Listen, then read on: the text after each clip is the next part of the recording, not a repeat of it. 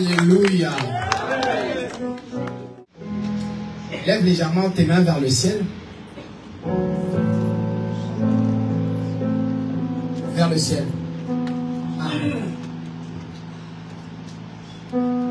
Dis Seigneur, parle-moi. Dis-le avec tes mots. Juste avec tes mots. Je crois que Dieu va faire quelque chose ce matin.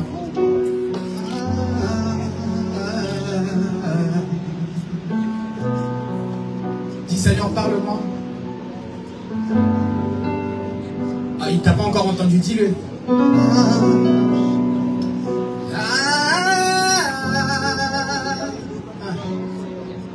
Yeshua.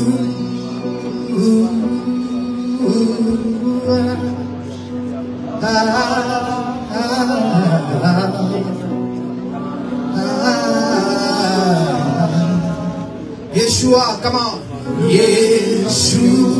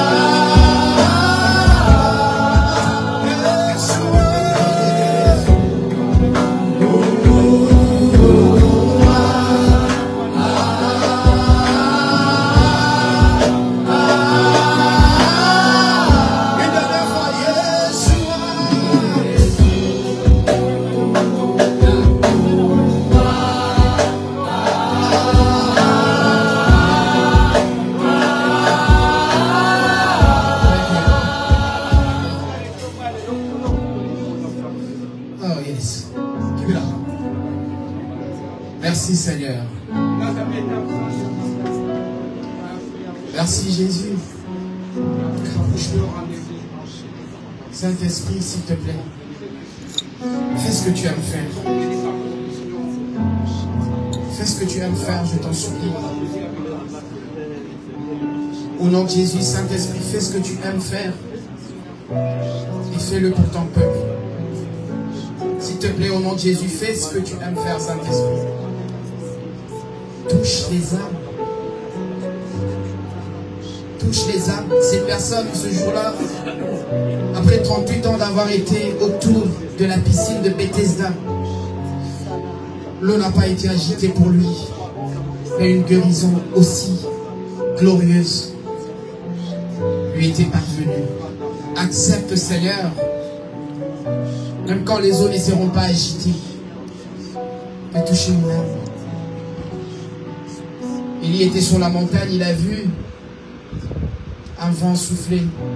Dieu n'y était pas.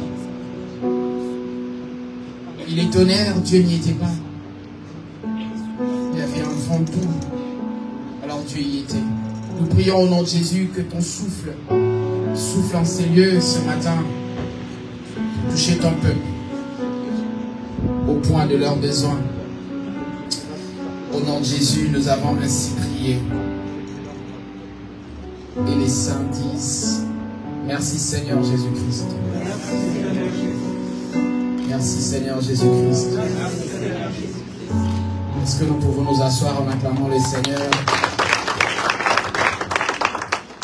Je vais partager la parole de Dieu ce matin avec vous. Je bénis le Seigneur pour la grâce qu'il m'a faite.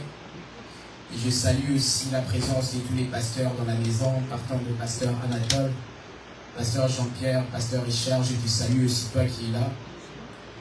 Je crois que Dieu a quelque chose d'important à partager avec nous ce matin au nom de Jésus. Nous allons ouvrir nos Bibles dans le livre de Luc au chapitre 15. Luc, chapter number 15.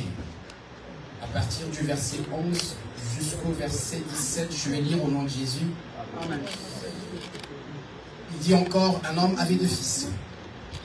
Le plus jeune dit à son père, « Père, donne-moi la part du bien qui doit me revenir. » Et le père leur partagea son bien. Peu de jours après, le plus jeune fils, ayant tout ramassé, partit pour un pays éloigné, où il dissipa son bien en vivant dans la débauche. 14. Lorsqu'il eut tout dépensé, une grande famine survint dans ce pays, et il commença à se trouver dans le besoin. Il alla se mettre au service d'un habitant du pays, qu'il envoya dans ses champs garder ses pourceaux. Il aurait bien voulu se rassasier des carouges, oui, que mangeaient les pourceaux. Mais personne ne lui en donnait. 17. Étant rentré en lui-même, il s'est dit, combien de mercenaires chez mon père ont du pain en abondance, et moi ici je meurs de faim. 18. Je me lèverai, j'irai vers mon père, et je lui dirai, mon père, j'ai péché contre le ciel et contre toi. 19. Je ne suis plus digne d'être appelé ton fils. Traite-moi comme l'un de tes mercenaires. Je vais lire le verset 20. Et il se leva et alla vers son père. Comme il était encore loin, son père le vit et fut ému de compassion. Il courut, se jeta à son cou et le baisa. Parole du Seigneur. Est-ce qu'on peut s'asseoir dans la présence de Dieu? Je vais parler d'un thème que j'ai intitulé Retour au cœur d'adoration.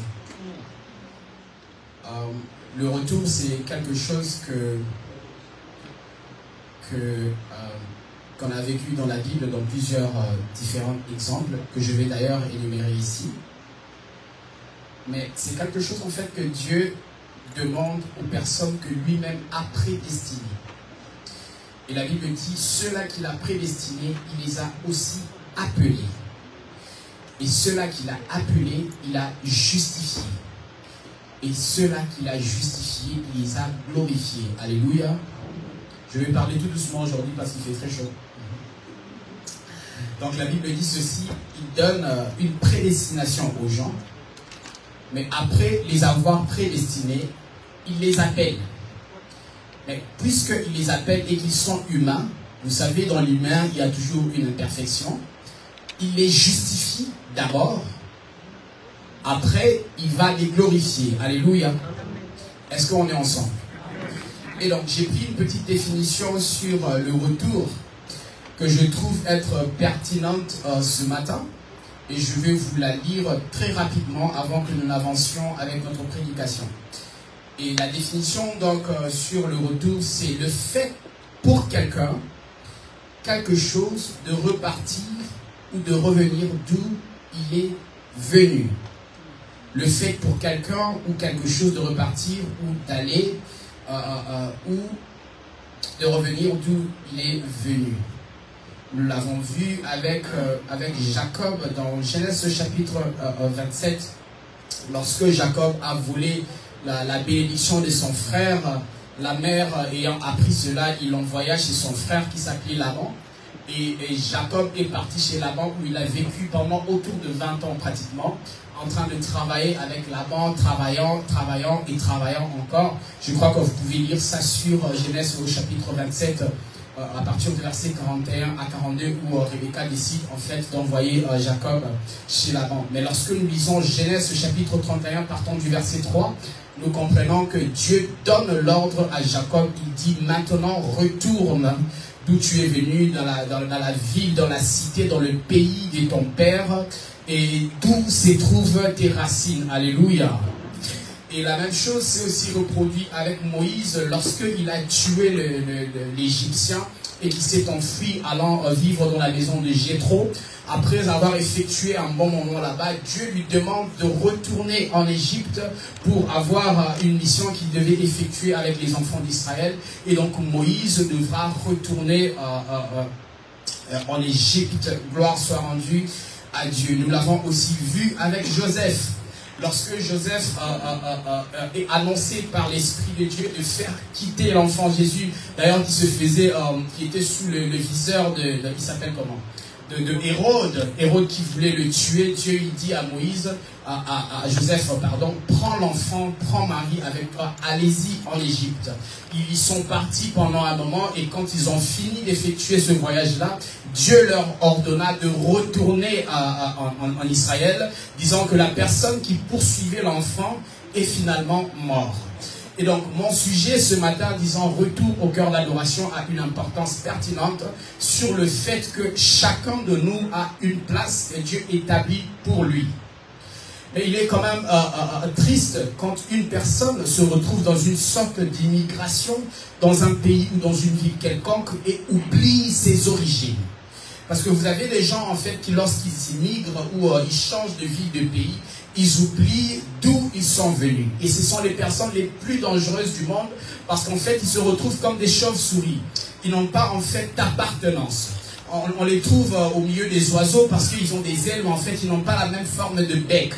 Et on les trouve au milieu des animaux mais ils ont des ailes parce qu'ils ne savent pas se comporter comme... Ah, vous voyez ce que je veux dire. Donc en fait les gens comme ça sont des gens dangereux. Est-ce qu'on est ensemble? Amen.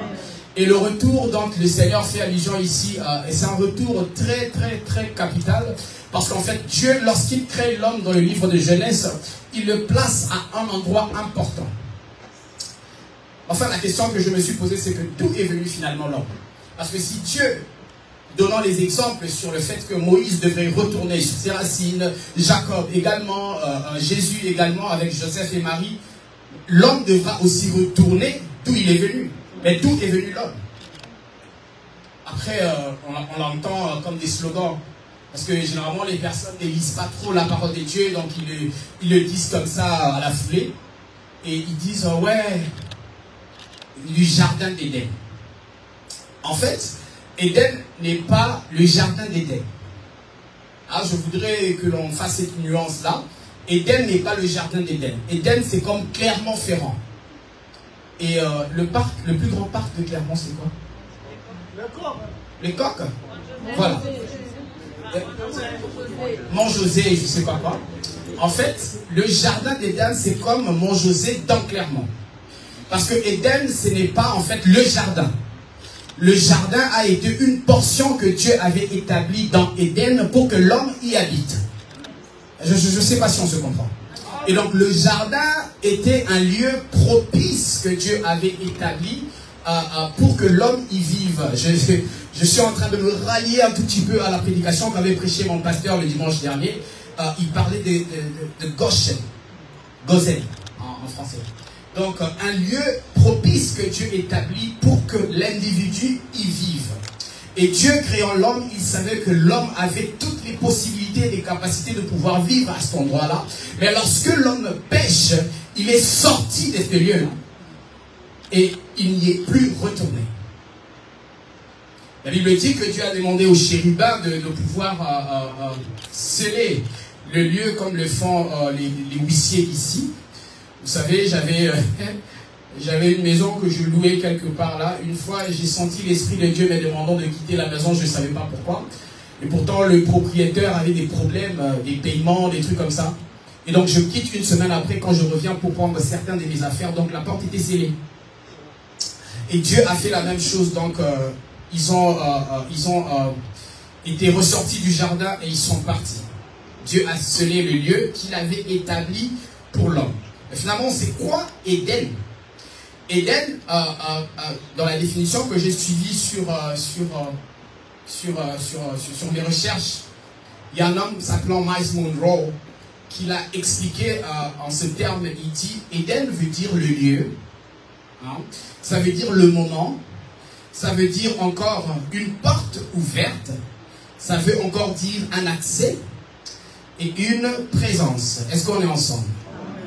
Et donc, par définition, il dit c'est un lieu ou une ouverture qui donne accès au ciel et sur la terre. Un lieu et le moment où la présence de Dieu est une porte ouverte vers le ciel. En fait, Éden, c'était un lieu qui était normal ou général, si vous voulez, lorsque Dieu crée les cieux et la terre. Mais il crée le jardin comme une sorte de lieu où il y a une porte qui connecte directement vers le ciel. Et c'est d'ailleurs la raison pour laquelle vous verrez la Bible déclarer que Dieu y venait de temps en temps pour rencontrer Adam et Ève. Il y venait de temps en temps, comme ce fut le cas de la piscine de Bethesda qui devait être agitée, où l'eau devait s'agiter par un ange. Et donc Dieu visitait de temps en temps Adam et Ève. Pourquoi? Parce que le problème avec Dieu, c'est que Dieu créait l'homme, mais il l'établissait à un lieu où c'était propice pour lui de pouvoir communiquer avec lui. Et lorsque l'homme pêche, en fait, l'homme est sorti de ces lieux-là. Et depuis lors, il n'y a plus accès pour l'homme de pouvoir se connecter avec Dieu. Est-ce qu'on est ensemble? J'espère que je suis vraiment en train de bien expliciter ce que je dois expliciter. Le cas du fils prodigue, d'ailleurs, qui lorsqu'il quitte la présence de son père, à cause de la vie externe auquel il était, si vous voulez, exposé, il oublie en fait qu'il devait appartenir à un père ou à une famille. Bizarrement, le fils prodigue, pour lui, il connaissait quand même la direction qui retourne vers son père.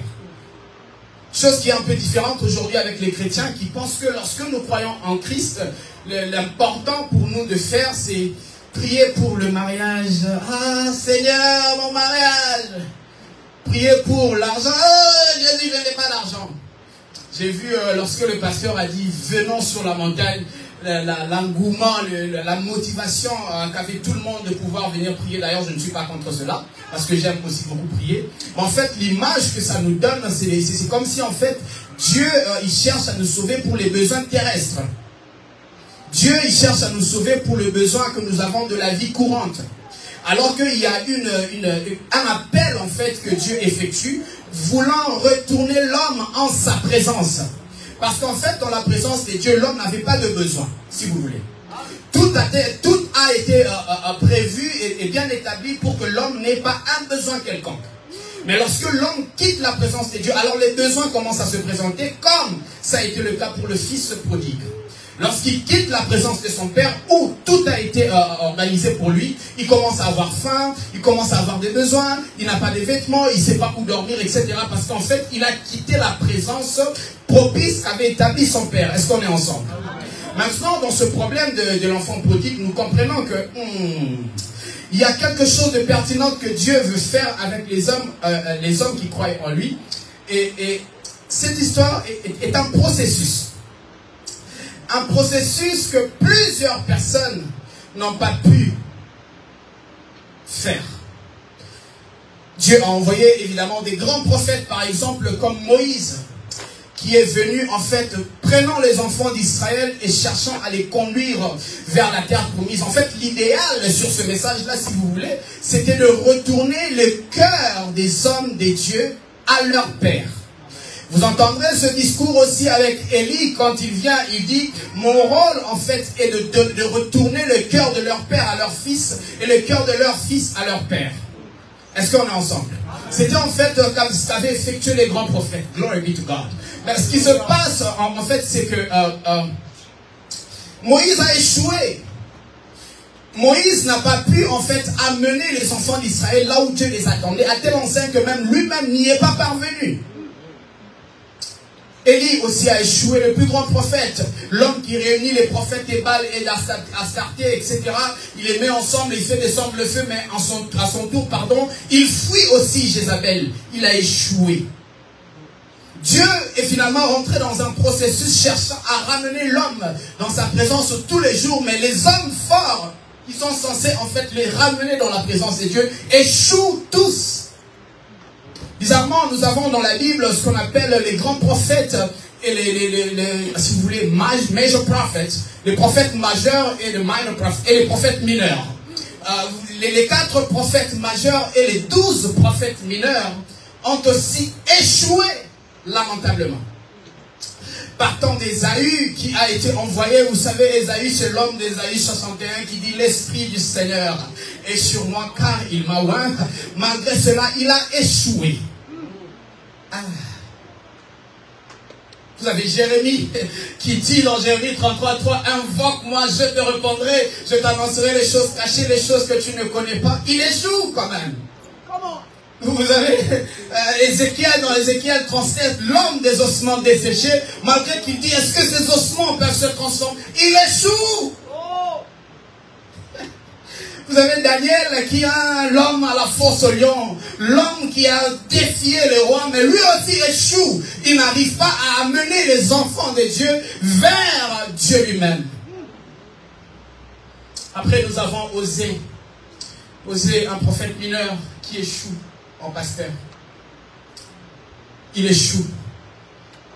J'ai dit, mais Osée, comment tu as fait pour échouer? Osée n'a pas pu faire quelque chose. Osée, qu'est-ce qui se passe? Toi, tu prophétises bien, pourquoi tu échoues? Pasteur Osée a échoué. Amos a échoué aussi. L'homme de... est-ce que Dieu peut-il faire quelque chose dans le monde sans qu'il annonce ses secrets à ses serviteurs, les prophètes? Il échoue. Ah. Bon, on attend. Il y a Abdia qui arrive. Lui aussi échoue. Joël, qui en fait vient juste après Osée, glory be to God, l'homme que les faibles disent que je suis fort et que les pauvres disent que je suis riche, échoue. Après, il y a le prophète Jonas, qui échoue quand même. Jonas, comment tu as fait pour échouer? Le prophète Michée, il vient, il échoue. Pasteur, ils ont échoué. Il y a le prophète Naoum qui arrive. Lui, il vient avec de l'énergie, il échoue quand même. Il y a Habakkuk qui arrive, l'homme de... Oh my God. Même si la promesse, elle tarde, attends-la car elle finira par s'accomplir et elle s'accomplira certainement. Il échoue. Jonas arrive. Jonas échoue aussi. Pasteur, nous avons le prophète, il s'appelle comment? Le prophète Agé. L'homme de la gloire du second temple sera glorieuse que la gloire du... Il échoue. Nous avons le prophète Sophonie d'ailleurs qui vient avant Agé, qui a échoué aussi. Et après vous avez le prophète Zacharie qui échoue. Et même le tout dernier qu'on appelle Malachie, l'homme des je vous enverrai, Élie le prophète, il échoue. Finalement, Dieu se pose la question, mais qu'est-ce qui se passe? Ce qui est pertinent, c'est que juste après l'échec de Malachie, Dieu s'est tué pendant 400 ans. Dieu ne parlait plus. Jusqu'à ce qu'on arrive à Matthieu. Mais lorsque nous entendons Matthieu, nous comprenons qu'il y a un homme qui arrive, l'homme de Galilée. Cet homme-là, c'est un homme fort, l'homme de Chintunga. L'homme de tout est accompli. L'homme qui arrive, c'est un homme en fait qui dit match et silly. L'homme qui arrive là, c'est en fait quelqu'un qui dit tout est accompli. C'est l'homme qu'on appelle à Kinshasa l'homme des mystiques à fourmis. Lui, quand il arrive, peu importe les conditions, il transforme les choses. En son nom, c'est Jéhovah Makadesh. En son nom, c'est Jésus. Lui, quand il arrive, en fait, il comprend que les prophètes majeurs et mineurs ont échoué. Maintenant, lui entre dans une autre dimension. La dimension dans laquelle il entre, il se présente comme un agneau, mais en même temps, il est un lion. Alors, il se présente comme une personne, en fait, portant un fouet, mais son cœur est rempli d'amour. Il se présente un peu comme une personne... il est compliqué. Vous le trouvez, il est comme un caméléon. Vous le cherchez vers le rouge, lui il va vers le vert. Vous le cherchez vers le vert, il va vers le bleu. Et c'est comme ça qu'il a commencé à petit conquérir le cœur de l'homme. Le tyran vers Dieu. Le tyran vers Dieu. Il s'appelle Jésus. Sa naissance était un miracle. Sa vie était un miracle. Son existence était un miracle. L'homme de Galilée. L'homme qui, quand il parle, les choses se transforment. Cet homme est tellement bizarre que quand il dit mettez de l'eau dans la vase, ils mettent de l'eau et l'eau se transforme en vin sans pour autant qu'ils ne disent un mot. Il sait que quand on l'obéit, les choses commencent à s'opérer. Cet homme, il est un homme mince, mais c'est l'homme qui en fait dit à Ésaïe 61, viens, je vais te dire quelque chose. Après avoir été baptisé, il va à l'église comme dans l'accoutumance, et lorsqu'il arrive à l'église, on lui ouvre le livre, et ça tombe sur la prophétie du prophète Ésaïe, que Ésaïe lui-même a échoué. Il dit, l'Esprit du Seigneur est sur moi, car il m'a oint. Il m'a oint, il m'a mandaté pour des choses que les autres n'ont pas pu faire. Et ces choses, moi, je serai capable de les faire. Alléluia. Amen. Et donc depuis que l'homme a perdu la connexion du lieu dans lequel Dieu l'avait placé, parce qu'aucun GPS, aucune sorte de satellite n'ont pu retourner l'homme à Éden. Éden, en fait, si vous voulez, ça existe. Mais personne ne sait où ça se trouve. Personne. Mais ça existe parce que ça existait. Dieu ne l'a pas éradiqué de la terre. Il l'a juste caché. Il l'a juste caché. Alléluia. Ah non, tu ne m'entends pas. Il l'a juste caché. Bizarrement, pasteur, quand Jésus arrive, quelque chose se passe. Vous savez, lorsque Dieu sauve le monde, les gens, comme je disais, pensent que Dieu, il vient nous sauver pour les vêtements, les véhicules, les maisons et consorts. Le royaume des cieux ne consiste pas au manger et au boire, déclare la Bible.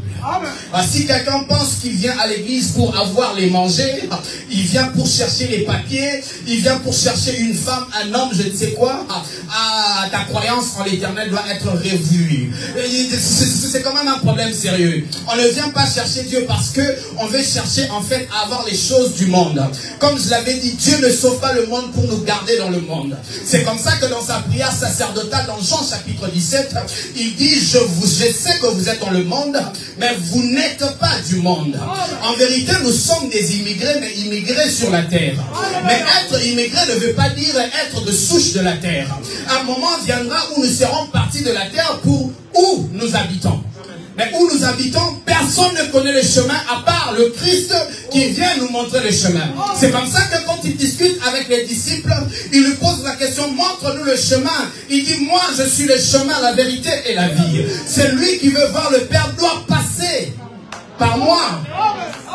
Par moi, pas par quelqu'un d'autre. Gloire soit rendue à Dieu. Ah. Et c'est comme ça qu'il dit à tous ceux qui l'ont reçu, à tous ceux qui croient en son nom, il leur a donné le pouvoir de devenir enfants des dieux, lesquels ne sont nés ni de la volonté de la chair, mais de l'esprit. Gloire soit rendue à Dieu. Mais il y a quand même quelque chose que j'ai constaté. Il y a une femme qui s'appelle Marie. Cette femme, dans Jean chapitre 12, elle... si vous voulez, elle était une prostituée. Quelqu'un de mauvaise vie. Quelqu'un qui... Vous connaissez quand on parle prostituée. Mais quand elle arrive au pied de Christ, ce qu'elle fait, c'est que elle prend tout ce qu'elle avait de valeur et toute la valeur qu'elle était. Tout ce qu'elle avait de valeur et toute la valeur qu'elle était. Elle prend un parfum en fait de bonne odeur, un parfum qui en fait coûtait approximativement le SMIC. Ça veut dire que c'était tout son salaire, si vous voulez. Elle prend ce parfum, je suis sûr qu'elle avait l'habitude de mettre ce parfum parce que comme elle était en contact avec des hommes riches, etc. Donc il fallait quand même qu'elle sente extrêmement bon. Et de ce fait, donc elle avait un parfum qui coûtait très cher. Elle prend ce parfum qui constitue ou qui représente ses avoirs. Elle vient les briser au pied du Christ.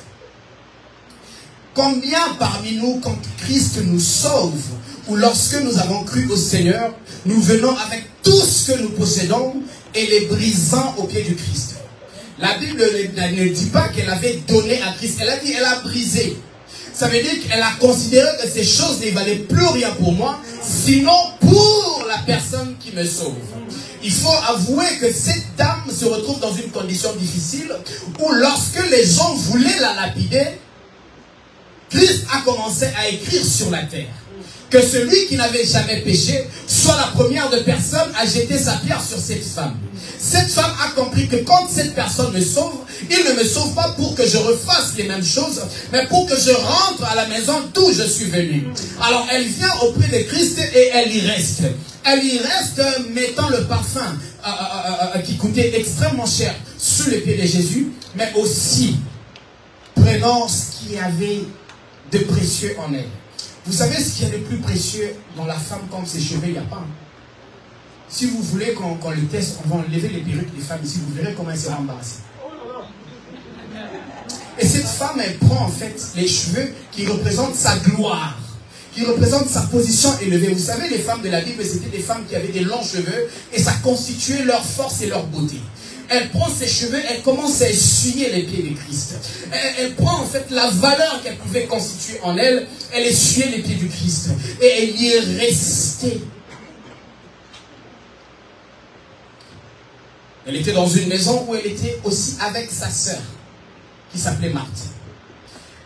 Pendant ce temps, Marthe s'occupe de faire la cuisine, de servir les gens. Vous savez, il y a des chrétiens, en fait, qui croient qu'en fait, la chrétienté, c'est... Je vais le dire en lingala. Ne vous moquez pas de moi. En lingala, en quinois, par contre. On appelle ça Tojali. Ça veut dire qu'on est ensemble. Il y a des chrétiens, en fait, qui pensent qu'on est ensemble. On va se voir à l'église, on est ensemble. Vous voyez, donc, l'autre fois, j'ai vu la jeunesse est partie se divertir un peu quelque part et tout ça. En fait, les gens croient que la chrétienté, c'est Tojali. On est ensemble, là, le dimanche, je vais rencontrer Papa Marc. Oh, Papa Marc, mon frère. Non, c'est ce que faisait Marthe. Donc, elle veut être connue sur le fait que Christ vient manger chez nous. Alors, je vais m'agiter pour aller faire la cuisine. Je vais m'agiter pour faire ceci. Les gens doivent bien manger et tout ça. Ce n'était pas ça l'objectif. Alors, elle se sent offusquée à telle enseigne qu'elle dit à sa sœur, mais ne vois-tu pas que je suis en train de travailler seule? Christ dit, arrête. Elle a choisi la bonne part. Celle de rester au pied de la personne qui l'a sauvée. Toi, tu t'agites sur des choses, en fait, qui sont éphémères. Tu t'agites sur des choses qui ne t'amèneront nulle part. Combien d'entre nous faisons cette différence entre rester sous les pieds de Christ et être agité sur des choses, en fait, qui agitent les autres? On veut juste paraître beau, on veut paraître belle. Les gens s'investissent sur des choses aussi éphémères, oubliant, en fait, que l'objectif, c'est de rester au pied de Christ. Lorsque nous faisons la différence entre rester au pied de Christ et faire autre chose qui n'est rien, qui n'a rien à voir avec le Christ, c'est alors que le processus de notre retour vers le cœur de l'adoration commence. Alléluia. Marthe, qu'est-ce que tu fais?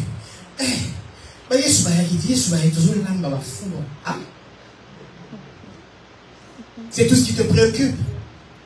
C'est tout ce qui t'arrange. Oh, Marie a dit non. J'ai déjà connu des hommes. J'ai fait ce qu'il fallait et j'ai vu que ça ne m'a pas payé. La meilleure des choses à faire, c'est de retourner au pied de la personne qui a restauré la considération personnelle que je pouvais avoir sur moi-même. Alors cette personne, je lui donne est-ce que j'ai, est-ce que je suis. Ce qui d'ailleurs différencie la vraie chrétienté et la chrétienté d'aujourd'hui. Les gens peuvent, des fois, donner ce qu'ils sont. Mais ils donnent difficilement ce qu'ils sont. Ah non, tu n'as pas entendu ça. Les gens ont facilité à donner ce qu'ils ont, ils donnent leurs avoirs. Mais ils ont difficulté à donner ce qu'ils sont à Christ. Et pourtant, pour que nous retournions au cœur d'adoration, le processus demande les deux éléments. Que nous donnions ce que nous avons, mais aussi ce que nous sommes. C'est comme ça qu'il est écrit, Christ cherche les vrais adorateurs, qui l'adorent en esprit, mais aussi en... Glory be to God. Marthe. Et le bon. Christ est en train de venir. Les gens sélectionnent les possibilités de pouvoir rester sous ses pieds. Toi, tout ce qui t'agite, c'est ce qui va en fait agiter les autres. Et le Christ qui arrive, pasteur, c'est un bon berger. C'est un bon berger. Dans Jean chapitre 10, il est bien défini que le bon berger est en fait la personne qui conduit les brebis partant de leur bergerie, qui les nourrit et voilà, qui prend soin de ses brebis.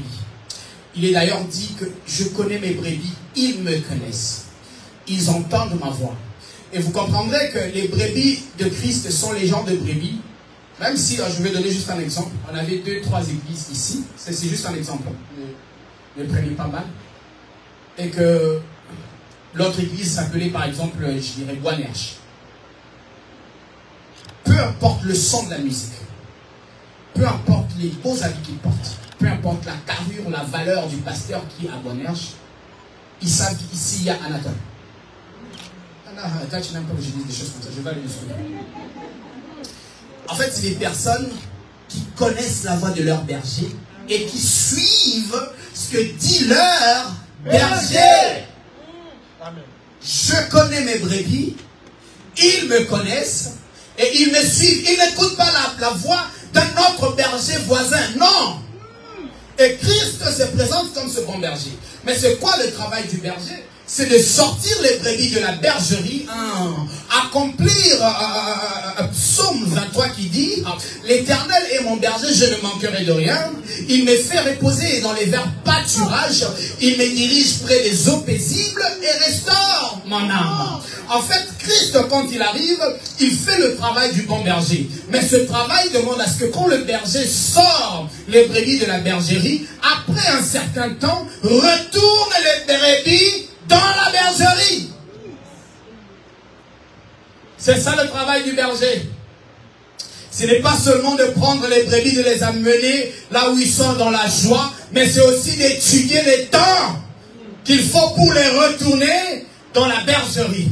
Et c'est ce que Dieu est en train de te dire ce matin, qu'il est temps de retourner au cœur d'adoration. Rentre dans la bergerie. Tu as assez mangé, tu as assez enjoyé, tu as bu de l'eau. Maintenant, il est temps de rentrer dans la bergerie. Dans la bergerie. Rentre. Les gens veulent avoir deux choses. L'identité. Comme c'était le cas avec le fils prodigue. Vous savez, quelqu'un peut avoir votre identité, mais ne pas avoir votre caractère. C'est comme ça que nous avons des enfants qui portent nos noms, mais qui ne sont pas nous, qui font des choses différentes. Les gens veulent être appelés chrétiens, mais de l'identité, mais pas de caractère. Alléluia. D'ailleurs, c'est pour ça qu'on est à l'église. Hein. Parce que comme j'ai dit toujours, l'église, c'est l'hôpital de tout le monde. Mais il y a des gens, en fait, les injections, ça ne marche pas. Le pasteur a injecté un peu trop de morphine. Nico allait dans mon casse. You know, there are people. Il y a des gens, je vais parler en anglais. Il y a des gens, le traitement ne marche pas. Pas parce que le médecin que Dieu a établi dans son église n'est pas capable d'administrer les médicaments, si vous voulez, mais parce que lui ne fait pas en fait ce qui est demandé par le médecin. Vous savez, par exemple, quand vous avez un problème d'hypertension, enfin, d'hypotension, et que la tension baisse souvent, on vous demande de manger, je crois, le sel, un truc comme ça, pour remonter la tension. Et donc, dès lors que vous ne le faites pas, peu importe le conseil que vous donne le médecin, vous allez mourir. Amen. En fait, à l'église, le pasteur peut vous donner des instructions sur le traitement qu'il faut par rapport à vous. Si le traitement n'est pas respecté, ne venez pas dire que à cette église-là, il n'y a pas de miracle, il n'y a pas... Mais non. Le problème, c'est toi. Il y a des principes à respecter. Si tu ne respectes pas ces principes, eh ben, rien ne marchera. Vous savez, dans l'histoire, je crois que je l'ai déjà dit ici, dans l'histoire de la piscine de Bethesda, c'est que cet homme, quand on lui dit, pourquoi tu n'es pas guéri? Il dit, je n'ai personne pour me jeter dans l'eau. Non, le principe n'était pas d'avoir quelqu'un pour te jeter dans l'eau. Le principe, c'était que quand l'eau s'agite, toi, entre. Est-ce que Dieu n'avait pas tenu compte de ton état? Si, il connaissait ton état. Est-ce que Dieu ne savait pas que tu étais paralytique? Bien entendu, il le savait. Mais quand il dit quand l'eau s'agite, entre, ça veut dire qu'il y a la part de Dieu et la part de l'homme. Quand Dieu dit quelque chose, il y a aussi ce que doit effectuer l'homme pour y arriver. Aussi longtemps que tu ne fais pas ta part, tu n'y parviendras jamais. Jamais. Dieu sait que tu es paralytique. Il sait que dans ta condition, tu ne pourras pas aussi vite sauter dans l'eau. Mais il dit, l'eau va s'agiter. Celui qui saute en premier reçoit sa guérison. C'est comme ça qu'il est écrit, le royaume des dieux est donné aux personnes qui sont violentes. Et seuls les violents s'en emparent. On ne connaît pas ta condition et on s'en fout de ta condition. Ce qui est important, c'est que tu te fasses violence. Dieu a fait sa part et fais ta part. Amen. Même pour retourner à la maison, ça te prendra de l'énergie. Le fils prodigue n'a pas dit, je vais rentrer chez mon père et il reste assis, demandant le taxi, je ne sais pas moi quoi, un véhicule pour que son père... Mais non, il a commencé à faire en anglais. J'aime en fait prêcher en anglais parce que les mots sont vraiment corrects. Il dit, il a commencé à make steps. Il a commencé à faire des pas qui le conduisaient petit à petit vers ses origines. Tu ne peux pas penser en fait effectuer quelque chose avec Dieu quand tu ne remplis pas tes tâches. Alléluia. Oh non, tu ne m'as pas entendu, alléluia. Vous savez, pour retourner dans la présence de Dieu, comme font les brebis, si vous voulez, ça vous demande du temps et de l'énergie. Mais si vous êtes allé moins loin de la présence de Dieu, il vous prendra aussi moins de temps pour y retourner. Mais si vous allez plus loin, ça vous prendra aussi assez de temps et assez d'énergie pour y retourner. Dans le cas de l'homme, l'homme était allé trop loin. Il avait tellement poussé loin que Dieu l'a mis très loin de lui. Très loin de lui, à telle enseigne que la personne qui pouvait facilement parler avec Dieu ne pouvait même plus voir Dieu et vivre. Alors que Adam avait l'habitude de voir Dieu et parler avec lui. Mais lorsqu'il pêche, Dieu l'éloigne tellement de lui que la personne ne peut même plus approcher Dieu. C'est comme ça que toutes les personnes qui ont travaillé, et les sacrificateurs et les prophètes, ils ont lamentablement échoué. Et Christ, quand il vient, il comprend maintenant que la meilleure des choses à faire, c'est d'accompagner ces gens. C'est de les accompagner. En fait, il considère que tu es brebis, la brebis ne marche jamais, alors jamais, seule sans le berger. Seule sans le berger, la brebis ne peut pas marcher. Parce que la brebis s'emporte comme le vent. Il est en fait très influençable. Je suivais une vidéo où un monsieur, il avait un bon nombre de brebis. Il conduit juste le tout premier. Il le conduit autour du feu. Et tous les autres brebis commençaient à tourner autour du feu. Parce qu'en fait, ils se suivent comme ça. Et Christ a dit, je vais devoir rester avec la brebis pour toujours. Mais puisque je suis en train de partir, il a dit, je ne vous laisserai pas seul. Je vous enverrai ce qu'on appelle Allos Parakletos. Le paraclet. En fait, Allos Parakletos, ça veut dire un autre consolateur.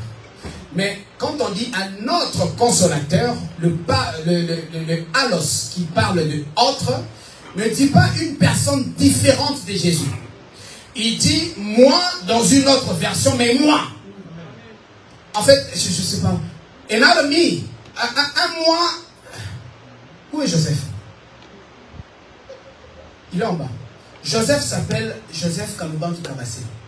S'il présente ses documents, je ne sais pas quelque part, il sera appelé comme ça. Mais est-ce qu'il est pasteur Anatole? Non. Mais dans le cas de Christ et du Saint-Esprit, ils sont une même personne. Seulement, Dieu fait en sorte que le Saint-Esprit nous revienne sous forme d'esprit, alors que Christ nous était venu sous forme de la chair. Mais tous les deux sont une même personne. Alors Christ, il dit ceci, si vous voulez en d'autres termes, je suis en train de partir physiquement. Comme avait dit le pasteur la dernière fois. Je pars en fait physiquement. Mais spirituellement, je ne pars pas.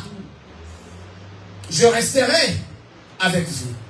Mais je vous donnerai quand même les signes pour que vous sachiez que je suis avec vous. Restez à Jérusalem. Restez à Jérusalem. Il y a un problème quand même de, on appelle ça, de localisation ou des situations géographiques si vous voulez. Il y a un endroit, si vous voulez voir la grâce et la faveur de Dieu, ça demande en fait que vous y restez. Il a dit restez à Jérusalem. Quand les disciples y restent, parmi les choses qu'ils vont voir en premier lieu, ce sont les parler en langue. Je vais finir ma prédication tantôt. Ce sont les parler en langue. Ça me fait rire. Les gens, ils croient que quand ils parlent en langue, c'est en fait ça, la dimension du Saint-Esprit. Le parler en langue est la dimension la plus élémentaire. La plus élémentaire de la connexion qu'on peut avoir avec le Saint-Esprit. La Bible a appelé ça signe. Les signes, en fait, qui montraient que les apôtres ont été oints, c'était le parler en langue. Mais le parler en langue, en fait, ne veut pas dire que c'est ça, en fait, l'objectif du Saint-Esprit. Non, ce n'est pas le parler en langue. Parce que si c'était le cas, alors toutes les personnes qui parlent en langue, c'était serré, je ne sais pas, arrivé très loin. La première dimension, en fait, qui montre, si vous voulez, que le Saint-Esprit que Christ nous a légué, ou que nous sommes accompagnés par Christ dans le processus, c'est le don de l'Esprit. Le don de l'Esprit, d'ailleurs, qui part du parler en langue, de la prophétie, de la vision, de paroles de sagesse, de paroles de connaissance, de visions, des rêves, et qu'on sort. Ça, c'est la première dimension qui montre que Christ, le bon berger, est en train de marcher avec vous. Mais c'est la position, la première, en fait, dans la marche avec ce Christ qui nous attend de retourner dans la maison de son Père. La deuxième position, c'est les fruits de l'esprit. Mais entre les fruits et les dons, nous chrétiens, nous nous attachons plus aux dons qu'aux fruits. Quand vous entendez un pasteur qui prophétise sur une église, vous verrez, il y a plein de gens. Ils s'attachent aux dons. Maman, viens, je vois ton numéro. Amen, papa. Je vois ton père. Les dons. Mais c'est la dimension la plus superficielle.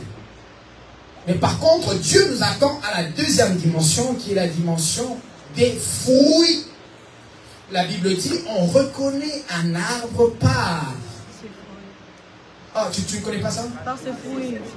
Ah, pourquoi tu ne veux pas parler? Parce que c'est la partie la plus compliquée de la chrétienté. Et dans les fruits de l'esprit, nous avons en fait les choses qui agitent les autres. Alors que dans les dons, nous avons les choses qui gardent les autres.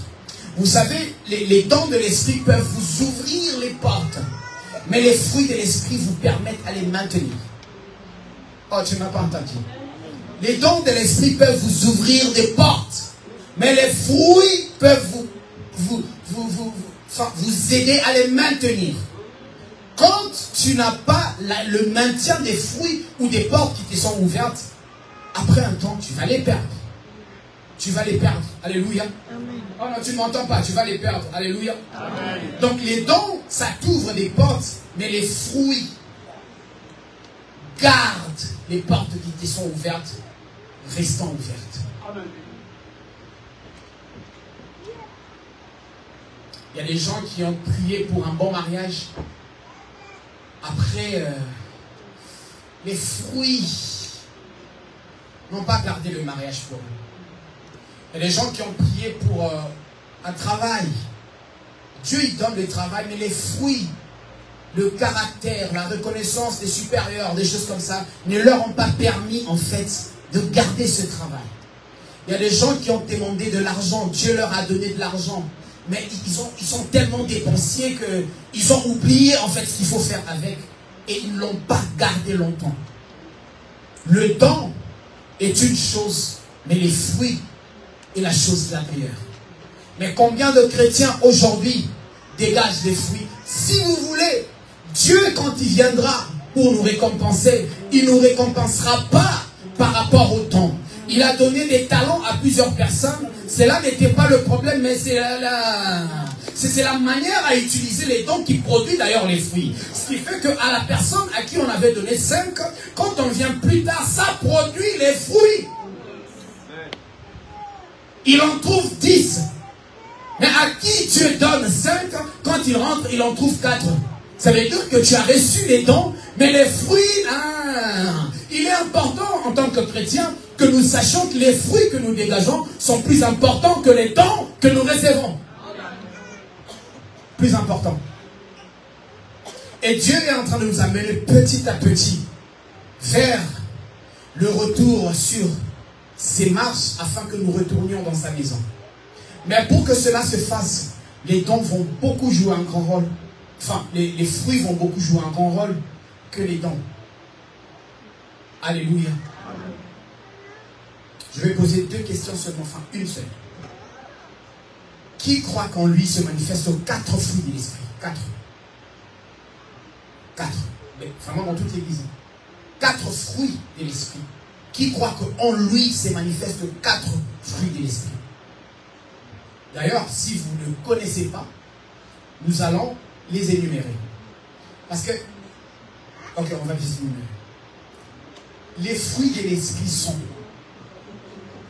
l'amour, la patience, la joie, la fidélité, la douceur, la paix, la bonté, la bienveillance et la maîtrise de soi.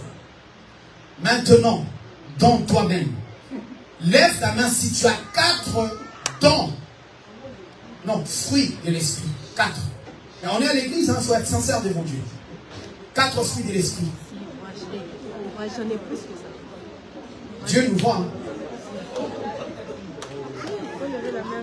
4.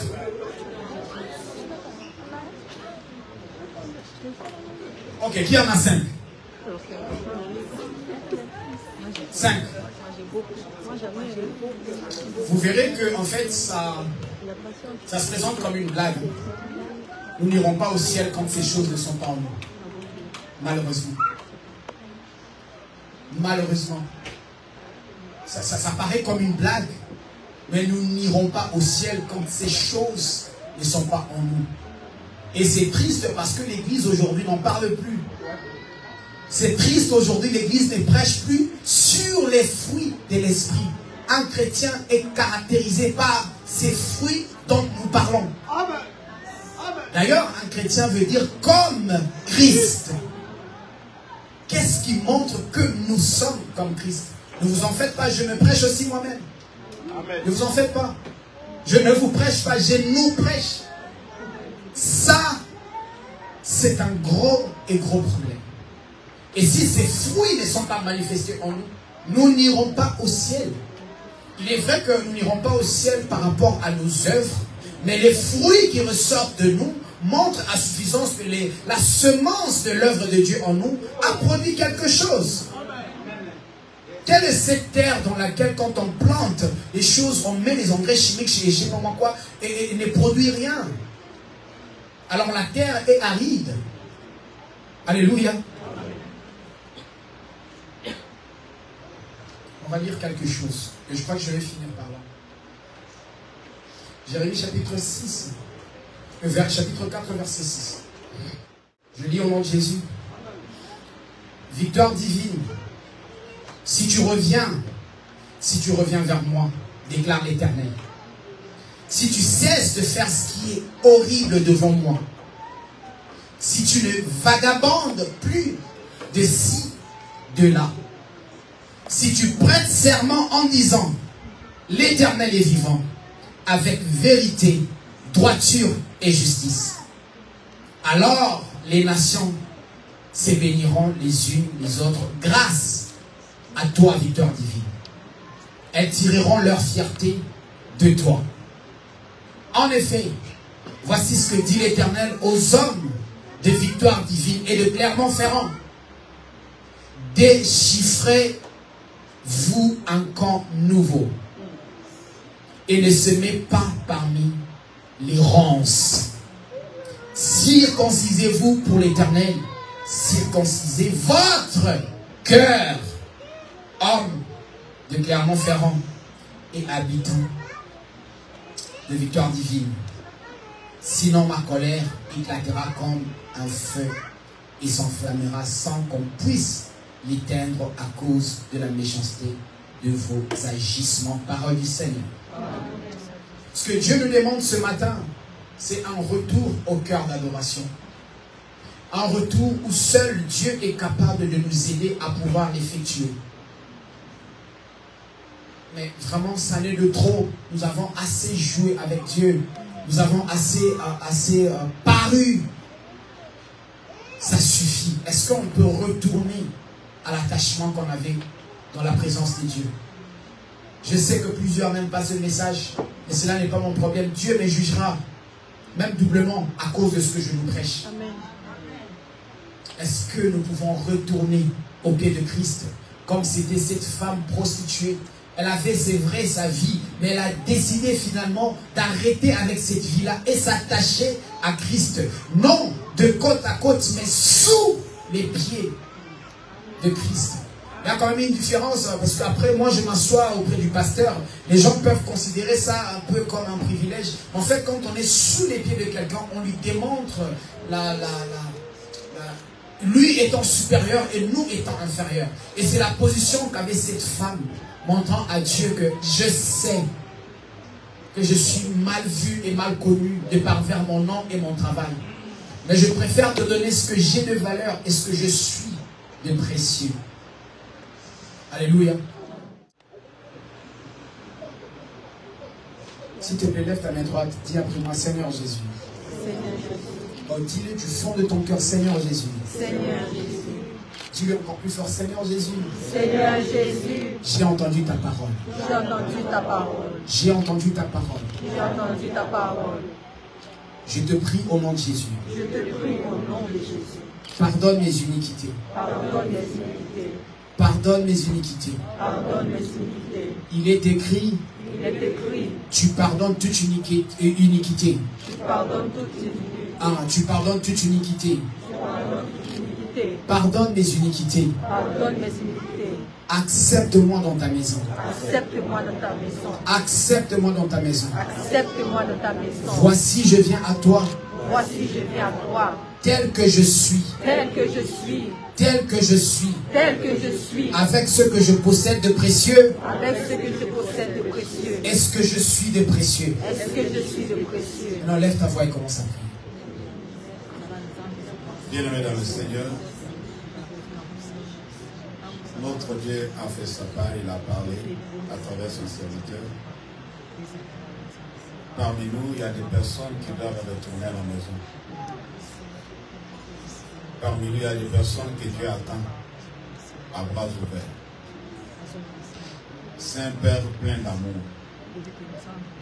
Je ne sais pas la distance que tu avais déjà parcourue pendant que tu t'éloignais encore une fois de ton Dieu. Tu t'éloignais encore une fois du bon chemin. Si Dieu a permis que tu sois là ce matin, c'est parce qu'il veut que tu reviennes à la maison. Prends la décision de dire, Seigneur, me voici. Je vais revenir. J'accepte de demeurer à tes pieds. S'il te plaît. Cette mauvaise décision que tu avais prise, que l'Éternel à travers ce message t'a interdit, il t'a interpellé, reviens, répands-toi. Là où tu es, commence à prier. Répands-toi comme cet enfant qui s'est repenti de la folie, qui s'est repenti de pouvoir aller loin de ses origines, mais qui est revenu à lui-même, qui a dit, je vais retourner chez mon Père. Retourne sur ton Dieu bien-aimé, il te fera du bien. Ton Dieu a besoin de toi. Il veut te voir heureux, heureuse. Il veut te voir vivre en paix pendant ton séjour sur la terre. Nous sommes des voyageurs bien-aimés. Nous sommes des étrangers. Les années passent et l'heure de partir aussi s'approche. Ceux qui sont arrivés avant nous, même avec nous, même après nous, ils nous ont précédés déjà. Mais il faut que toi, tu te réconcilies avec ton Créateur. Ce message est pour toi. Ce message est pour moi. Dieu t'a interpellé, bien-aimé. s'il te plaît. Dis Seigneur, je viens. Je viens vers toi.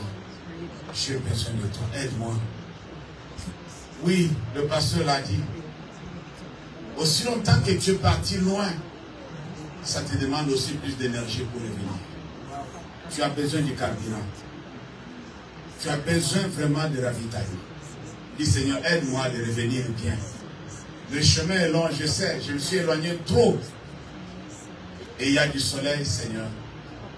Je n'ai pas de l'eau à boire. Je n'ai pas à manger. J'ai besoin de tes ravitaillements pour me donner de l'énergie de revenir à la maison. Prie pour toi-même. Tu ne pries pour personne. Prie pour toi-même. Ce message est pour toi, ce message est pour moi. L'Éternel Dieu, nous voici encore une fois à tes pieds.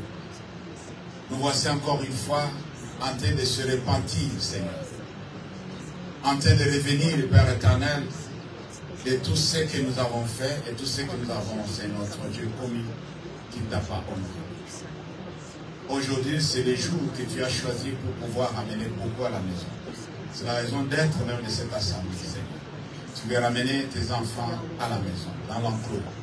Car toi-même, tu l'as dit clairement. J'ai encore d'autres brebis qui ne sont pas de cet enclos. Ils ne sont pas encore dans cet enclos. Mais ils vont venir. C'est toi et moi. C'est nous qui sommes là, Seigneur, que tu veux que nous revenons dans l'enclos pour que tu prennes soin de nous. Merci notre Père, notre Dieu. Merci d'avoir touché le cœur. Merci d'avoir convaincu, c'est notre Dieu des âmes. Merci d'avoir, c'est notre Dieu, donné encore une fois la force à tes enfants de pouvoir se repentir, de pouvoir revenir vers toi. Toi, tu as dit, revenez en moi, je me ferai voir à vous. C'est ma prière ce soir, ce matin, Seigneur. Fais-toi voir à tes enfants, que chacun de nous puisse avoir un témoignage, que je suis revenu et le Père m'a reçu à bras ouverts. Dans le nom de Jésus, nous avons ainsi prié et les saints disent Amen.